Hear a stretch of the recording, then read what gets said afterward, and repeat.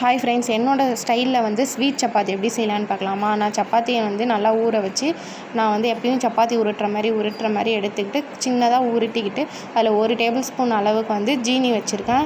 இந்த ஜீனியை வந்து நம்ம மோமோஸ் மடிக்கிற மாதிரி அப்படியே தூக்கி பூ மாதிரி மடிச்சிருங்க. நான் ஒரு கையில் மொபைல் வச்சுருக்கனால அப்படியே கொஞ்சம் கஷ்டப்பட்டு மடிச்சிட்டேன்.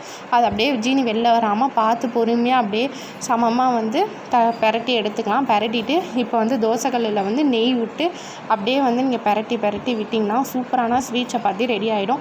இது குழந்தைங்க எல்லாருக்குமே ஸ்நாக்ஸ் இல்லை அப்படின்னு சொல்லிட்டு ஃபீல் பண்ணுறவங்க எல்லாருக்குமே இது செஞ்சு கொடுங்க. 2 லேயராக வரும், உள்ளே ஜூஸியாக இருக்கும். இங்கே பாருங்கள், நல்லா உப்பி வருது. உள்ளே அவ்வளோ காற்று போய் எப்படி சொல்கிற 2 லேயராக வந்திருக்கு.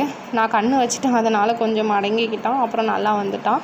இங்கே நான் பிச்சு காட்டுறேன். கை நல்லா சுடுது, ஆனாலும் டேஸ்ட் பாருங்க நல்லா ஜெல்லி டைப்பில் இருக்குது. குழந்தைங்களுக்குலாம் இது சூப்பராக செஞ்சு தரலாம். வெளியில் வாங்கி கொடுக்காம நம்ம கையாலே டேஸ்டியான ஸ்வீட் சப்பாத்தி செய்யலாம். செஞ்சு பார்த்துட்டு எப்படி இருக்குன்னு சொல்லுங்கள்.